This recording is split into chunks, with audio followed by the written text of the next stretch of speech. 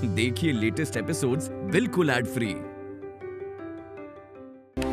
देखा आपने, ये है हमारा गांव मानिकपुर। पेड़ पौधे तालाब सब सूख गए हैं, लेकिन इंसान मर के भी जिंदा है। क्यों? यहाँ क्या समस्या है? मेरे साथ चलिए, अपनी आंखों से देखिए, आइए।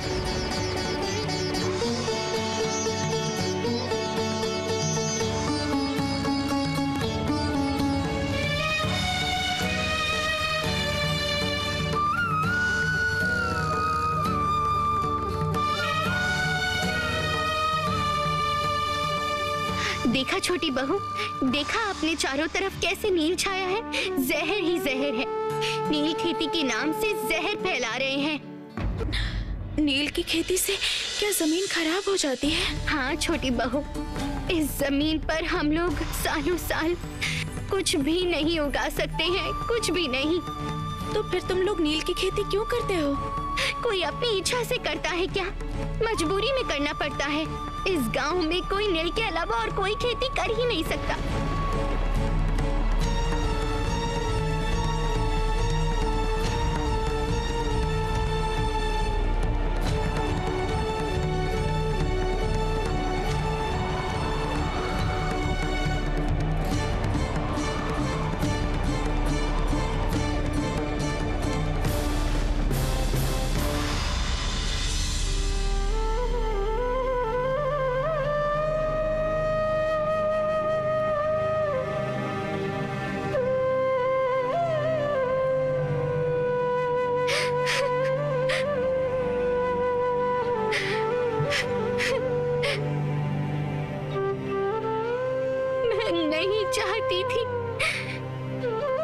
मैं नहीं चाहती थी कि इस जमीन पे नील की खेती हो। धान बोना चाहती थी मैं। नील की खेती से भला किसी का पेट भरता है, इसलिए मैंने अपने पति से कहा था कि नील की खेती मत करो। लेकिन क्या दुर्गा, गांव के लोगों को क्यों मजबूरी में नील बोना पड़ता है? प्रणाम हो रानी माँ, प्रणाम हो। प्रणाम रानी माँ, कितना सौभाग्य है हमारे गांव में आपके पांव पड़े। दरअसल बात ये है कि साहब ने आपके स्वागत के लिए थोड़ी व्यवस्था की है, लेकिन कष्ट लेकर आपको थोड़ा चलकर जाना होगा। अरे अरे तुम लोग खड़े खड़े क्या देख रहे हो? इनको लेके जाओ। आओ आओ, लेके चलो।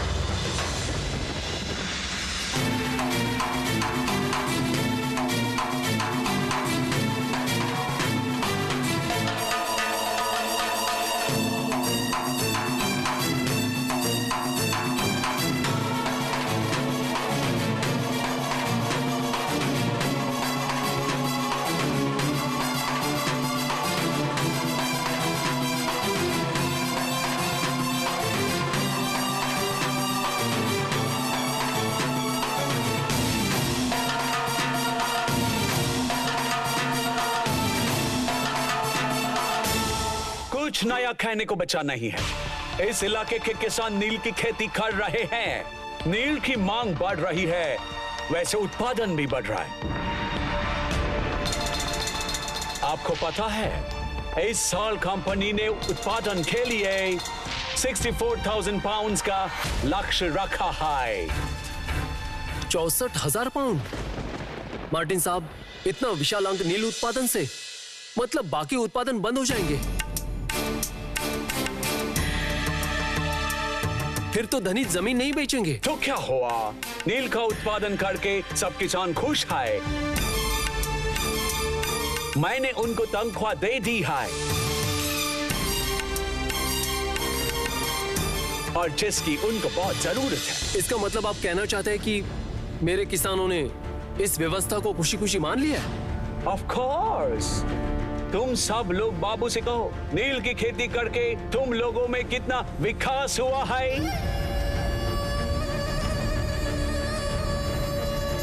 पहले पैसे नहीं थे, खाने को नहीं था, अभी पैसा भी है, सामान खरीद सकते हैं। बाबू, इन लोगों को मैं महीने की तनख्वाह देता हूँ। नील उत्पादन के लिए बीज भी देता हूँ।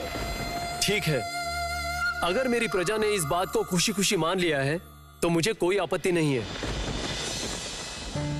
दुर्गा अभी तक आई नहीं। तुम लोग उसे मुझसे आकर मिलने को कहना। उसका घर क्यों जल गया ये मुझे जानना ही होगा। मुझे लगता है उसका घर ऐसे नहीं जला है, इसके पीछे दूसरा कारण है।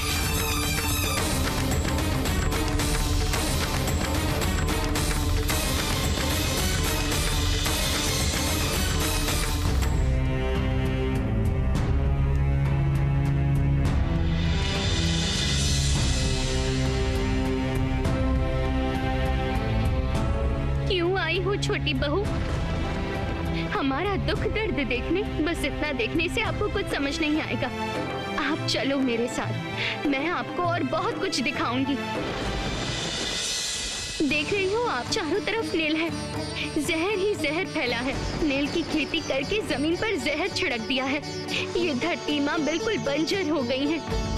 तो तुम सब नील की खेती क्यों कर रहे हो? क्या कोई जानबूझकर ये सब करता है? जबरदस्ती करना पड़ता है। ये गांव में नील की खेती के अलावा और कुछ खेती कर नहीं सकते। नील का उत्पादन करके सब खुश है। मैंने उनको तनख्वाह दी है जिनकी उनको जरूरत है।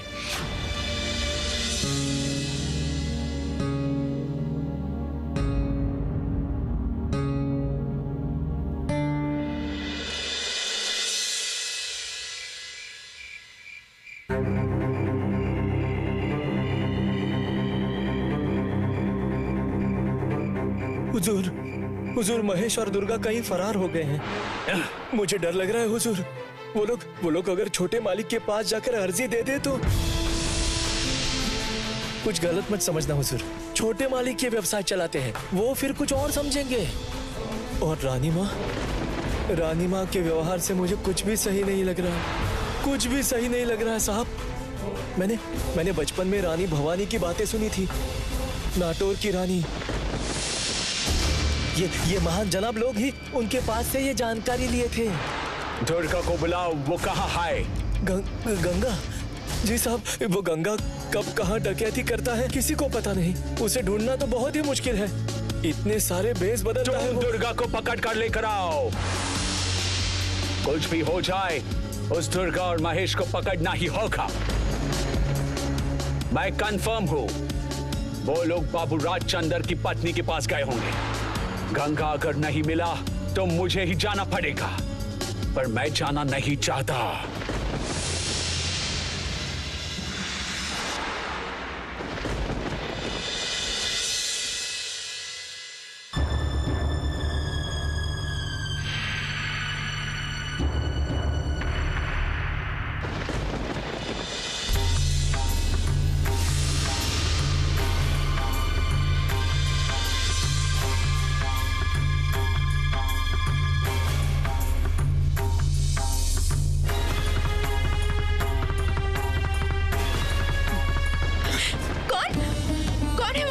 डरिए मत रानी माँ, डरिए मत रानी माँ। मैं महेश दुर्गा का पति। तुम यहाँ छुपकर, दुर्गा कहाँ है? जब तुम्हारे गांव में गई थी तब मैं दुर्गा से मिली थी, उसके बाद कहाँ चली गई पता नहीं। वो नीचे छुपी हुई है रानी माँ। रानी माँ आपसे कुछ पूछना था। दरवाजे से नहीं आ सकता था तो मजबूरी में। छोटी बहू, ओ छोटी बहू, अरे कहाँ है तू?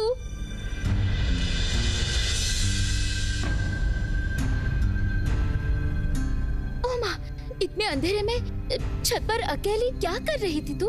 इतनी चंचल लड़की है ना तू। देवर जी तो अभी तक वापस नहीं आए। घर तो जैसे। कौन है वहाँ? कौन है? डाकू! सरदार! सरदार! अरे ये क्या? दीदी सबको बुला रही है। ओ महेश, सुनो ना, तुम अभी यहाँ से चले जाओ। वो वापस नहीं आए हैं। सरदार ने देख लिया तो तुम्हें जिंदा नहीं छोड़ेंगे। तुम देर रात से आना, ठीक है? अभी जाओ, भागो। प्रणाम प्रणाम रानी माँ।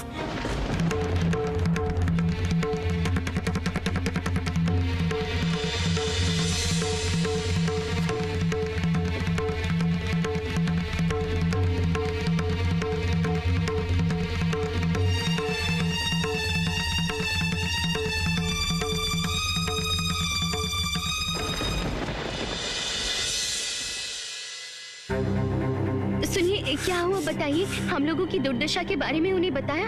नहीं, उससे पहले ही दुर्गा यहाँ रहने से पकड़े जाएंगे। चल, यहाँ रहना सही नहीं होगा। चल चल चल, चल। कहाँ है डाकू? देख वहां पर, देख वहां पर।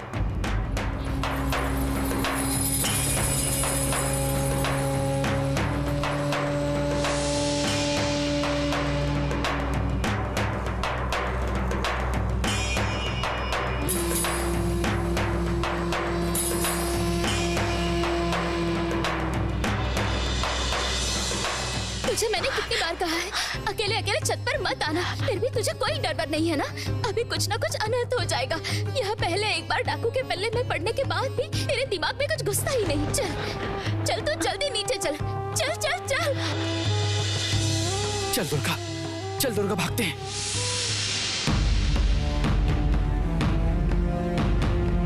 क्या रे, मिला कि नहीं? इसका मतलब भाग गया वो। तुम लोगों के होते हुए वो ऊपर कैसे आया? तुम सबको निकाल फेंकूंगा। अबे नीचे चलो और देखो कहीं छुपा तो नहीं है। चलो।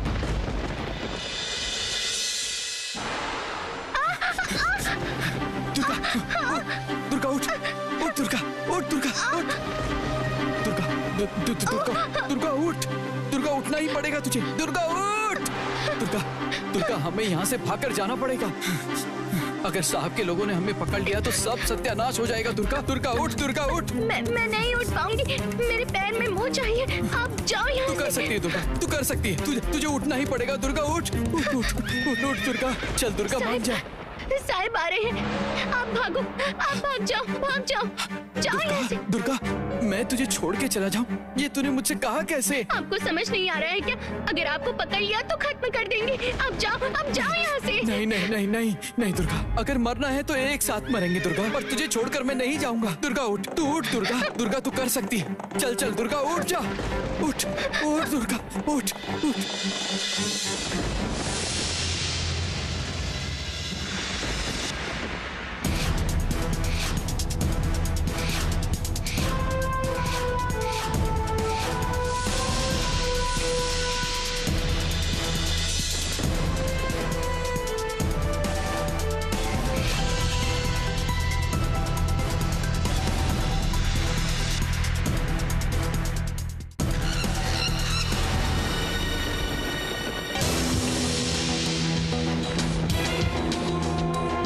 भाग रहे थे, कहां भागोगे?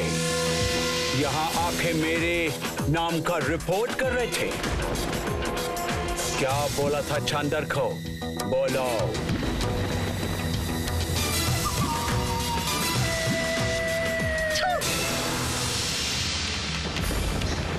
अगर हिम्मत है तो सामने से आकर लड़ाई करो। देखेंगे तुम में कितना दम है। सुनो साहब, हम लोग किसान हैं।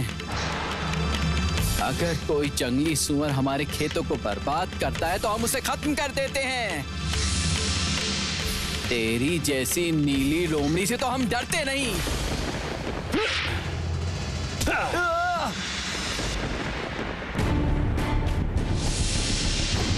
तू एक छोटी जात की होकर मुझ पर थूकती है, और तू एक जंगली किसान। तू मेरे साथ लड़ाई करेगा? अब देख मैं तुम लोगों का क्या करता हूं। छोटी बहू बचाओ हमें। छोटी बहू। चला, और चला।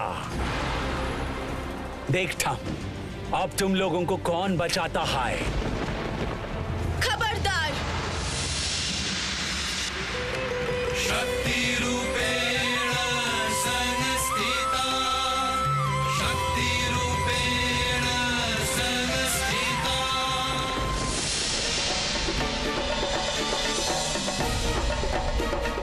सरदार, तुम साहब को कह दो दुर्गा और उसका पति मेरी आश्रय में रहेंगे और मेरी आश्रय में रहने वालों की रक्षा करेंगे स्वयं रघुवीर। ये इन लोगों को छूने की भी कोशिश ना करें।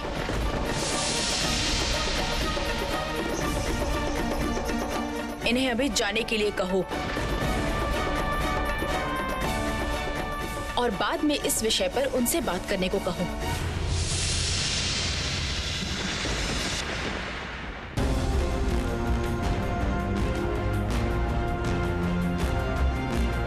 छोटी बहू रानी क्या कह रही है, सुना?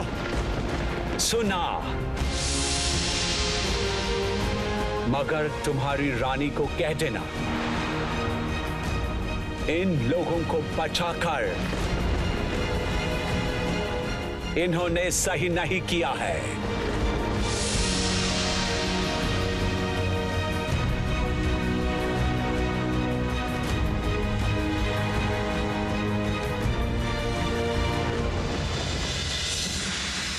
सरदार, तुम इन लोगों को अंदर ले जाओ। बहू, तुम्हारा दिमाग खराब हुआ है क्या? तूने सुना नहीं, ये साहब के साथ मिलकर देवर जी व्यापार करते हैं और सुना है ससुर जी भी करते हैं। इन दो किसानों के लिए तुम साहब के सामने आकर खड़ी हो गई। हाँ, ससुराल के कोई सदस्य नहीं है तो तू बाहर आकर अपनी लाज लज्जा को सूली चढ़ा देगी। हाँ बता, लाज लज्जा की बातें हटा दे। ये बात अगर घर वाले, देवर जी, ससुर जी सुने तो क्या होगा, सोचा है कभी? इसके अलावा और कोई रास्ता नहीं था दीदी। क्या मैं चुपचाप देखती? साहब उन्हें जानवरों की तरह मार रहे थे। वो लोग गरीब हैं तो क्या इंसान नहीं है? देख लिया ना दीदी, वो साहब जैसा भला इंसान खुद को दिखाते हैं वैसे वो नहीं है। देख बहू, इस घर पे मैं इतने सालों से बहू के रूप में हूँ और तब से ही देख रही हूँ कि ये लोग व्यापार की जगह पर कुछ नहीं मानते और ये सब भी नहीं मानेंगे। तूने बड़ी मुसीबत मोल ली है। अब तू देखना, इन सब को लेकर बहुत बड़ी मुसीबत आएगी।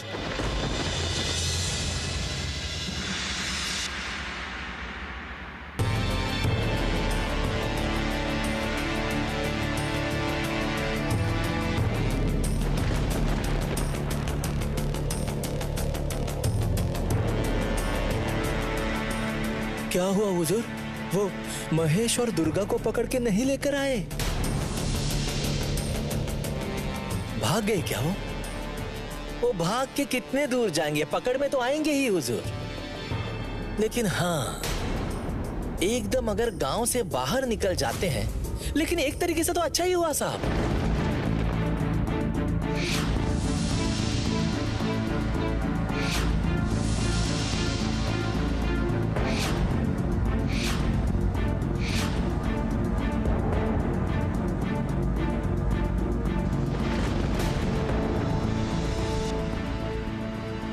मुनीम,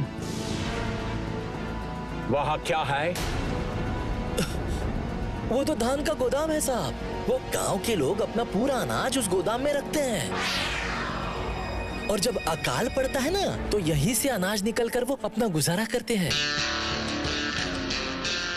और साहब, इस साल तो इसी अनाज से पूरे गांव का गुजारा हो रहा है।